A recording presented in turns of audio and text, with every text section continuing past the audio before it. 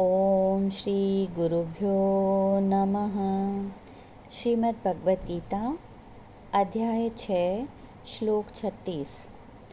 असंयात्मना योगो दुष्प्राप्य इति मे मतिः वश्यात्मना तु यतता शक्यो अवाप्तुम उपायतः।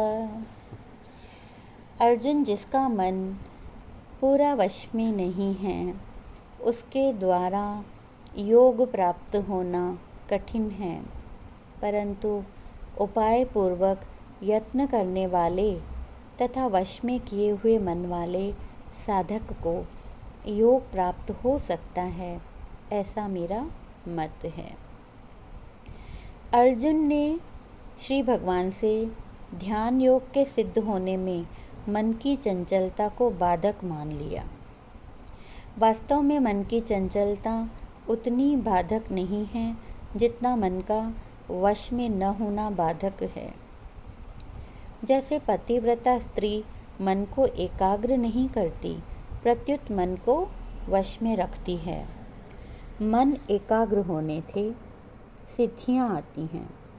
मन के एकाग्र होते ही अंतःकरण में स्थित राग के कारण सिद्धियाँ आने लगती हैं, जिससे जड़ता के साथ का संबंध निरंतर बना रहता है। दूसरी बात, मन को एकाग्र करने के लिए अभ्यास आवश्यक है, जो जड़ता की सहायता के बिना संभव नहीं। तीसरी बात, एकाग्र होने पर भी मन कुछ समय के लिए निरुद्ध हो जाता है, जिससे फिर व्युत्थान हो जाता है। यह व्युत्थान जड़ता से संबंध होने के कारण ही होता है। तात्पर्य है कि मन एकाग्र होने से जड़ता से संबंध विच्छेद नहीं होता, परंतु राग का नाश होने पर जड़ता से संबंध विच्छेद हो जाता है।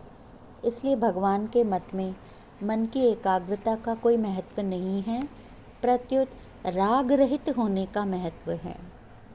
मन को वश में करने के लिए अर्थात शुद्ध करने के लिए दो ही उपाय हैं। कहीं भी राग द्वेष न होना, सब में भगवान को देखना। जब तक साधक के भीतर राग द्वेष रहते हैं तब तक वह सब में भगवान को नहीं देख पाता। जब तक साधक सब में भगवान को नहीं देखता तब तक मन सर्वथा वश में नहीं होता। कारण कि जब तक साधक की दृष्टि में एक भगवान के सिवाय दूसरी सत्ता की मान्यता रहती है, तब तक मन का सर्वथा निरोध नहीं हो सकता। भगवान इस श्लोक में न्यायाधीश के समान निर्णय देते हुए कहते हैं, जिन्होंने अपने मन को वशीभूत नहीं किया है अथवा इंद्रियों को संयम में नहीं रखते, वे योग प्राप्ति के अधिकारी नहीं हैं। परंतु जो संयमी हैं वे गृहस्थ होते हुए भी शास्त्रों के नियम अनुसार चलते हैं, वे अवश्य योग में स्थिर होकर सिद्धि प्राप्त करेंगे। व्यवहार में भी इंद्रियों का संयम रखना आवश्यक है। एक रसोइया भी यदि मन को स्थिर करके खाना नहीं बनाएगा तो भोजन स्वादिष्ट नहीं होगा। अगर आग अनुकूल नहीं होगी तो भोजन कच्चा या जला हुआ बन जाएगा। यदि मिर्च मसाले पूरे नहीं होंगे तो भी भोजन अच्छा नहीं लगेगा। मन की एकाग्रता अथवा इंद्रियों का संयम व्यवहार अथवा परमार्थ दोनों में अति आवश्यक है। यज्ञ आदि कर्म जो ऋषि मुनियों ने बनाए हैं वे भी इंद्रियों और मन के संयम के लिए हैं। महर्षि विश्वामित्र ने जब तपोवन में यज्ञ किए तब अनेक राक्षस विघ्न डालते थे, इसलिए वे इंद्रियों पर संयम नहीं रख सकते थे। उन्हें क्रोध करना पड़ता था। यदि उन्हें मारे तो हिंसा का दोष भी लगता था।